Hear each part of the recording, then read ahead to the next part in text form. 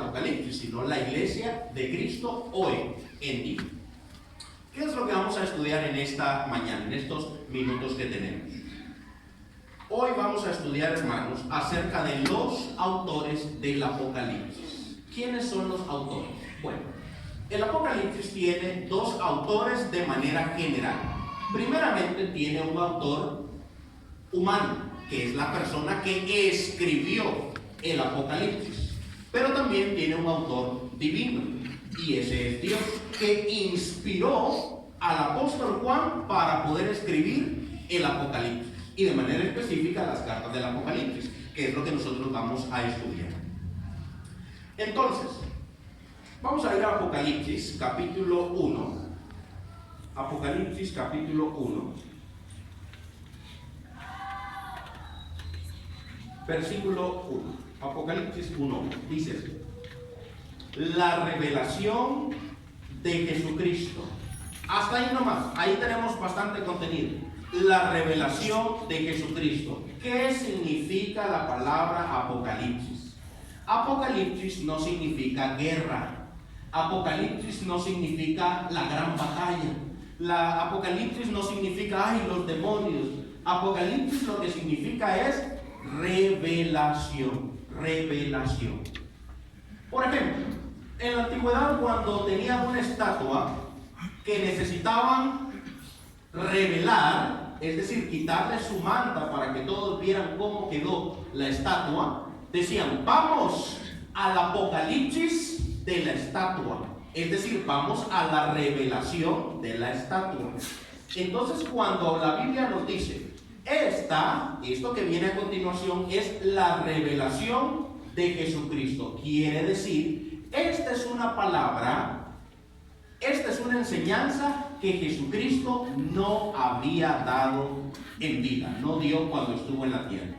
Esto que nosotros vamos a ver en el Apocalipsis es totalmente nuevo. Esto que nosotros vamos a ver en el Apocalipsis es algo que Jesús no dijo. Hay algunas cosas que se parecen, algunas enseñanzas que están repetidas, por supuesto, ¿verdad? Es parte de la concordancia de la Biblia, pero normalmente es una revelación totalmente nueva, y lo va a ser también para ustedes, porque nosotros estamos acostumbrados a estudiar, si vamos a Mateo, aquí a la historia de María y Marta, vamos a la historia allá de Lázaro, vamos a la historia en los Efesios, vamos a primera carta a los Corintios, y eso es muy bueno, pero esta es una revelación nueva de parte de Jesucristo. Así que cuando yo me doy cuenta que hay un contenido nuevo, yo quiero saber de qué se trata ese contenido. Cuando usted escucha que sus familiares están hablando de algo, pues sí, no, hombre, la vamos a pasar muy bien, claro, pero tenés que ir, claro, yo voy. Usted dice: revélenme de qué están hablando. Hay un contenido nuevo, hay un tema nuevo que yo no conozco, yo lo quiero escuchar. Así que si como cristiano yo quiero conocer la voluntad de Dios, no puede ser posible que yo solamente consuma en la Biblia de Mateo y menos el Apocalipsis. Todo el Nuevo Testamento menos Apocalipsis. Tengo que consumirlo todo. Quiero conocer esta revelación. Versículo 3. Bienaventurado el que lee y los que oyen las palabras de esta profecía y guardan las cosas en ella escritas, porque el tiempo está cerca. ¿Qué quiere decir esto? Con este versículo, miren, estas no son palabras mías, estas son palabras de la Biblia, son palabras del apóstol Juan, que dice: el que lee estas palabras es bienaventurado. Cuando las personas recibieron el mensaje del Apocalipsis, reciben los rollos y empiezan a leer, no crean ustedes que ellos sentían miedo, como cuando nosotros escuchamos la palabra Apocalipsis. Ay, no, de solo escucharlo a mí me da miedo, porque ahí salen unos dragones y uno, ay, no, dicen. Y la gente le tiene pavor al libro de Apocalipsis. Pues las personas, cuando recibieron el mensaje del Apocalipsis, ellos no sentían pavor, más bien sentían paz, sentían tranquilidad. Ellos decían: ¿cómo? El que lee Apocalipsis es bienaventurado. Léemelo otra vez. Quiero volver a leer Apocalipsis, porque si soy bienaventurado por leerlo, yo no quiero dejar de leerlo. Por lo cual, hermanos, yo les animo que ustedes no se queden hoy con lo que yo voy a hablarles, que ustedes tomen esta palabra y ustedes digan, wow, si realmente la persona que lo lee es bienaventurado, yo quiero ser bienaventurado. Yo voy a leer Apocalipsis. Yo voy a leer cuál es el mensaje de Dios para la iglesia en este tiempo del Apocalipsis y en el tiempo presente en el que vivimos también. Entonces, si usted quiere ser bienaventurado, lea Apocalipsis. Si usted quiere ser bienaventurado, no se pierda los estudios que vamos a tener los siguientes domingos. Muy bien. Decíamos que Apocalipsis tiene dos autores, un autor humano y un autor divino. Vamos a ver qué es lo que vamos a ver de nuestro autor humano. Punto número 1. Si a usted le gusta tomar nota, que debería, tómele una foto a la pantalla, perfectamente puede hacerlo. Primeramente vamos a ver que el autor humano se llama Juan. 2, que él se considera a sí mismo como copartícipe en la tribulación, en el reino y en la paciencia de Jesucristo. En estas 3 áreas. C, que se encontraba en Patmos. Y D, que estaba en el Espíritu. Vamos a ir a nuestra Biblia, porque de aquí lo extraje. Apocalipsis 1:9. Dice así: yo, Juan, vuestro hermano y copartícipe vuestro en la tribulación, en el reino y en la paciencia de Jesucristo, estaba en la isla llamada Patmos, por causa de la palabra de Dios y el testimonio de Jesucristo. Yo estaba en el Espíritu en el día del Señor, y oí detrás de mí una gran voz, como de trompeta. ¿Qué quiere decir esto? Primeramente, el autor se identifica a sí mismo como Juan. Dice, yo, Juan. Quien lo escribe es el apóstol Juan. Pero miremos el grado de humildad del apóstol Juan, que dice, yo, Juan, no dice el apóstol. De hecho, cuando Juan escribe el Apocalipsis, él es el último de los apóstoles que queda con vida, se cree. Él fue el último de los apóstoles. Y fíjense que a pesar de ser el último apóstol, el único apóstol, no dice él, y yo les mando, y yo les ordeno, y yo el apóstol, grande, fuerte, como mí no hay. No. Dice, Juan, vuestro hermano. Yo quiero que veamos el grado de humildad. Juan, su hermano. Es decir, estamos juntos en esto. Somos lo mismo, aunque sí tenía autoridad apostólica, dice, yo, Juan, soy su hermano. Esto, ¿por qué se los digo, hermano? Tenemos que ir captando las enseñanzas, miren, chispas. Porque ahora, hermanos, lo que abunda en las iglesias se llama culto a la personalidad. Es decir, que las personas que están en puestos de liderazgo traten de sobresalir sobre los demás. Por eso es que ahora no solamente abundan los pastores, sino que abundan los apóstoles, los profetas. ¿Por qué? Porque yo empecé como pastor, pero pastores hay muchos. Creo que ahora necesito ser apóstol. No, apóstoles ya hay muchos. Ahora necesito ser profeta. Hermanos, nosotros debemos de tener discernimiento. Es decir, lograr analizar las cosas a la luz de la Biblia. La Biblia debe ser el cristal por el que yo analizo, no juzgo, sino analizo a las demás personas, a las demás iglesias. Y yo miro, Juan, que anduvo con Jesús, que era de su círculo especial, Juan, que se le llama el apóstol amado, viene con toda humildad y se dice a sí mismo, Juan, vuestro hermano. Y este aparecido, que no anduvo con Jesús, que parece que no ha conocido a Jesús, dice que es apóstol de Jesús. Esto no puede ser posible. Desde ya, hermanos, los apóstoles modernos no existen. No hay apóstoles modernos. ¿Por qué? Porque en una ocasión, cuando la iglesia primitiva necesitaba elegir otro apóstol, es decir, uno que fuera el reemplazo de Judas, porque Judas se había ahorcado, Dice, ¿cuáles son los requisitos? Para ver si podemos aplicar todos. Y les dicen los demás apóstoles, bueno, los requisitos es que sea una persona llena del Espíritu Santo, que sea una persona madura, pero uno de los requisitos esenciales es que haya estado con Jesús desde el momento de su bautismo, oiga bien, desde el momento de su bautismo hasta su ascensión al cielo. ¿Cuántas personas hoy en día lograrían llenar ese requisito? Absolutamente ninguno. Los otros, tal vez, pero ese que es esencial no lo llena. Por lo tanto, hoy nadie es apóstol en la actualidad. Sigue diciendo y dice, yo Juan soy copartícipe. ¿Qué significa un copartícipe? Es decir, participo igualmente con ustedes. ¿En qué participamos juntos? Participamos en la tribulación, en el reino y en la paciencia. Oiga bien, en la tribulación, en el reino y en la paciencia. ¿Qué quiere decir esto? Quiere decir que Juan, a pesar de ser apóstol del Señor, no se pudo librar de las tribulaciones. Por lo cual, esto nos debe dar luz a nosotros. Si Juan, siendo apóstol del Señor, que anduvo con Jesús, tuvo también tantas tribulaciones, ¿qué podemos esperar nosotros, hermanos? Así que nunca nos sintamos como muy elevados como para no tener tribulaciones.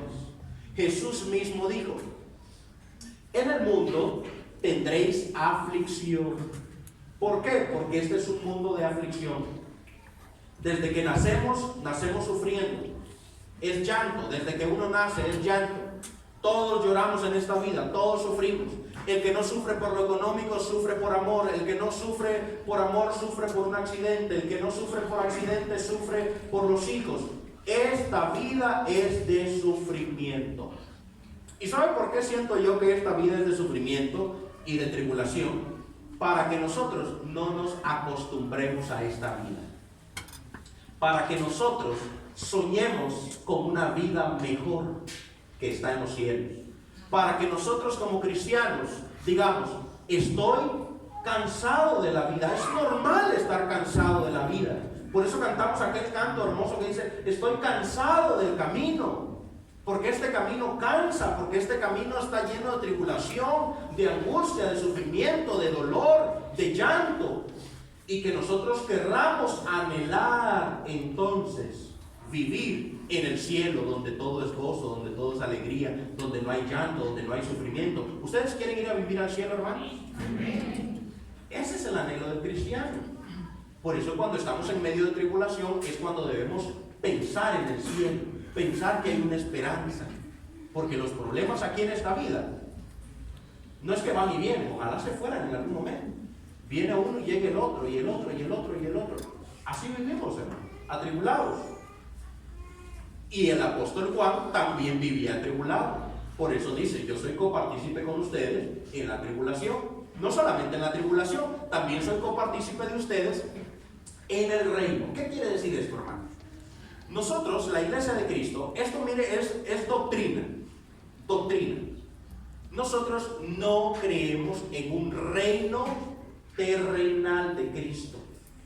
Si usted ha escuchado alguna vez algún grupo religioso que dice, y con Cristo vamos a reinar aquí en la tierra por 1000 años. Nosotros no creemos que sea un reino futuro, sino que vivimos el reino presente. Por eso es que el apóstol Juan dice, yo soy compañero de ustedes, no en el reino que ha de venir, soy compañero ahora en el reino. Porque el reino está presente. ¿Cuál es el reino de Cristo entonces? Nosotros.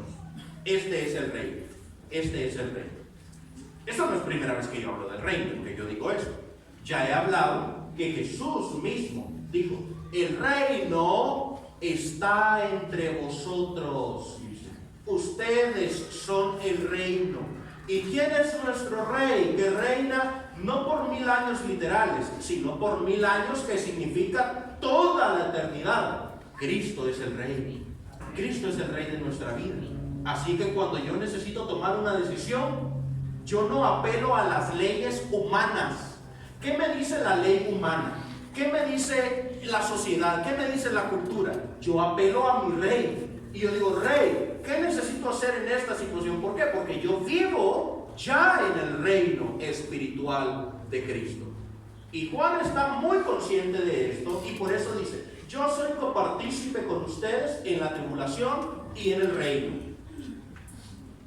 También en la paciencia. ¿Qué significa la palabra paciencia?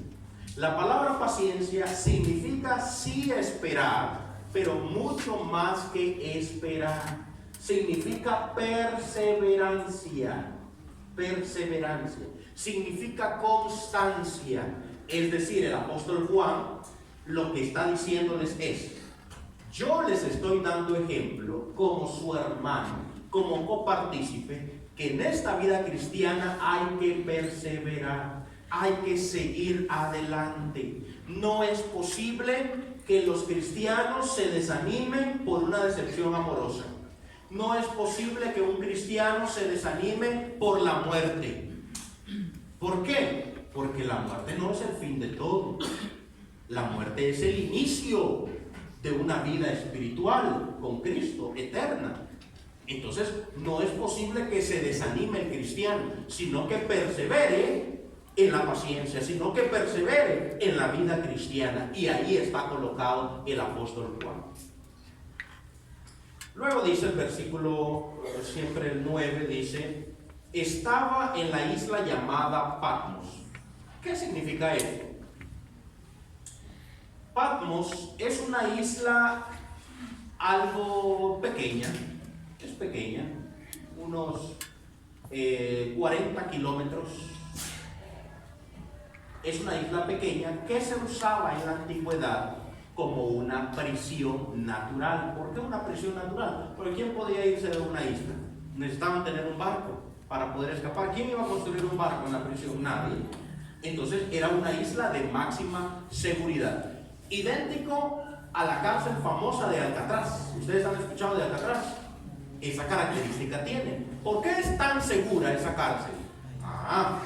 Bueno, porque si usted logra salir de su celda, luego se encuentra que lo que tiene ahí es el mar. ¿Cómo va a seguir con el mar?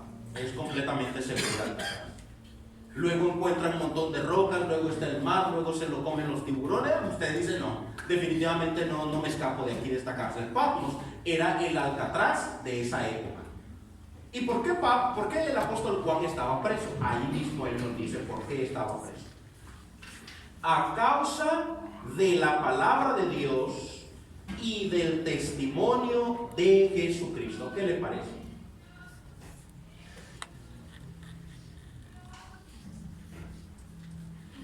Estaba padeciendo por predicar la palabra del apóstol Juan. Estaba preso por ser buena gente. Estaba preso por el testimonio de la palabra.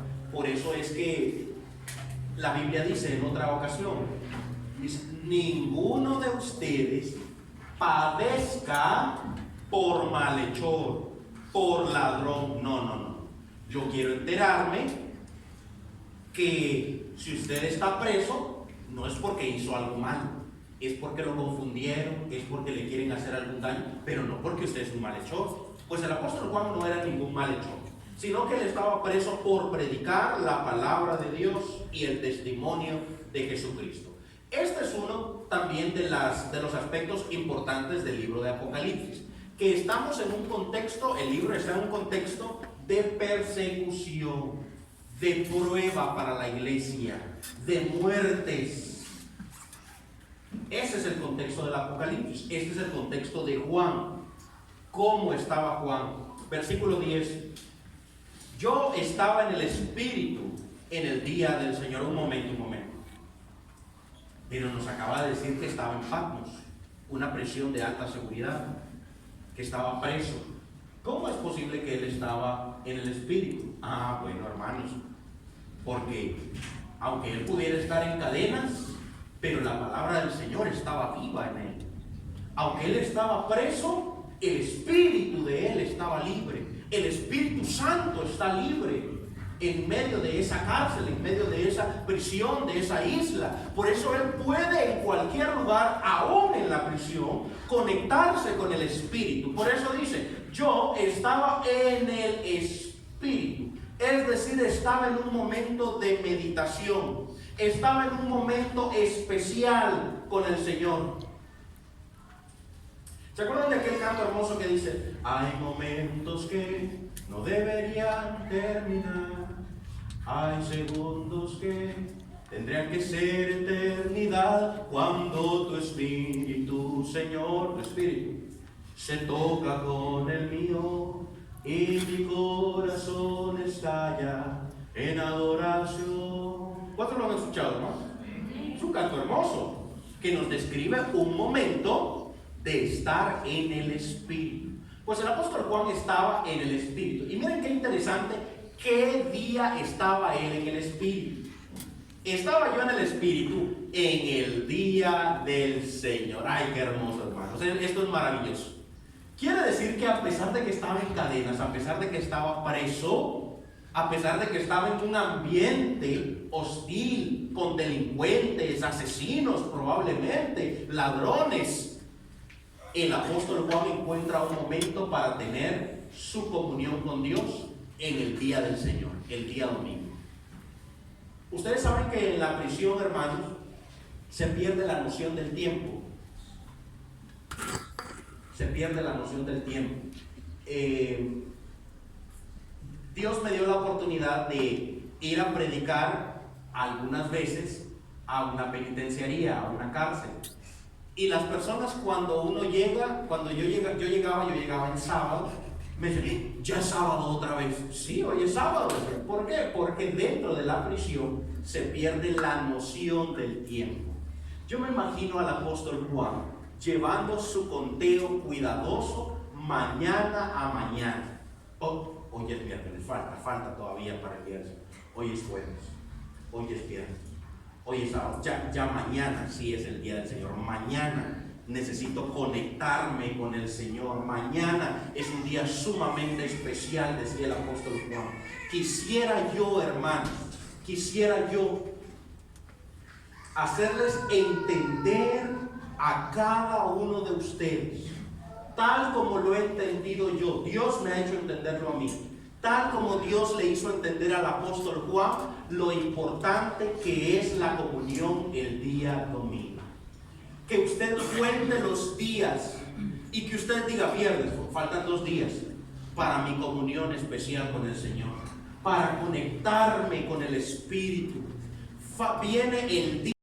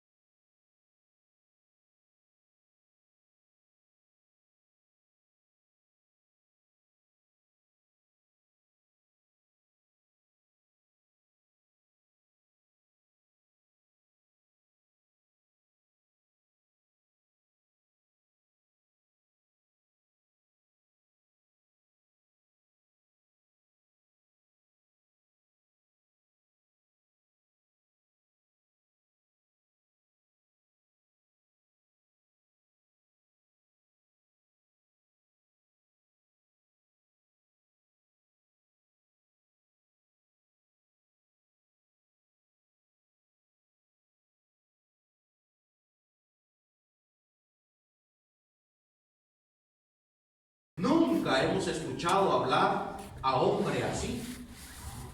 Porque Jesús, dice, hablaba como quien tenía autoridad. Jesús no se andaba con rodeos. Jesús decía las cosas fuerte y firme. Elemento número 7. Dice que tiene 7 estrellas en su mano. ¿Qué son esas 7 estrellas que tiene en su mano? En su diestra. Esas 7 estrellas son 7 ángeles. Los 7 ángeles representan a las 7 iglesias. Quiere decir que ¿dónde están las iglesias también de Jesús? Están en su mano. Aquí estamos, en las manos del Señor. ¿Quién nos va a arrebatar de las manos del Señor? Absolutamente nadie. Pero si usted se sale de la iglesia, usted, no es que Dios no lo quiera proteger, usted ya no tiene la protección, la cobertura, hablo de lo espiritual, la cobertura espiritual de parte de Dios. Y lo último que nos dice es una espada salía de su boca. Esta, no encontré una que fuera una visión, una imagen que fuera realmente fiel a lo que Apocalipsis nos dice. Esta imagen no tiene espada, pero hay otras que sí tienen espada, y es lo que dice Apocalipsis. De su boca sale una espada. ¿Para qué cree que se usa una espada ahora y hace 1000 años y hace 10.000 años? ¿Para qué se usaba una espada? Para matar, para castigar. Quiere decir que, sí, yo te amo, yo estoy en medio de mi pueblo, yo estoy en medio de la iglesia, yo cubro las necesidades de la iglesia. Dice Efesios que Jesús ama, cuida, sustenta su iglesia. Eso es lo que hace con nosotros, pero que también tiene una espada, dice Apocalipsis. ¿Para qué? Para castigar, para cortar a los malvados. Quiere decir que, como hemos dicho en otras ocasiones, Dios es amor, pero también es un Dios castigador. También es fuego que consume. También tiene una espada en su boca. Y es lo que dice también Hebreo. Dice que la palabra de Dios es viva y es eficaz como una espada de 2 filos, que penetra, dice, hasta lo más profundo, nos escudriña, nos analiza. Ese es Jesús. Y ese Jesús, hermanos, es el que nosotros vamos a estar estudiando durante los demás domingos, durante los siguientes domingos. Por lo cual, tercera vez que se lo pido y se lo aconsejo, no deje de venir los domingos. Vamos a tener estos estudios acerca del Apocalipsis. ¿Qué concluimos el día de hoy? Concluimos que el Apocalipsis no es un libro de miedo, es un libro de paz, es un libro de esperanza, es un libro de consuelo. Eso es el Apocalipsis. Y que todos los que leemos y guardamos el Apocalipsis somos bienaventurados por Dios. Jesús está en medio de su pueblo. Vamos a dar honor a nuestro Dios a través de una alabanza. Vamos a cantar: damos honor a ti. Pongámonos de pie, hermanos, todos, y vamos a poner la imagen de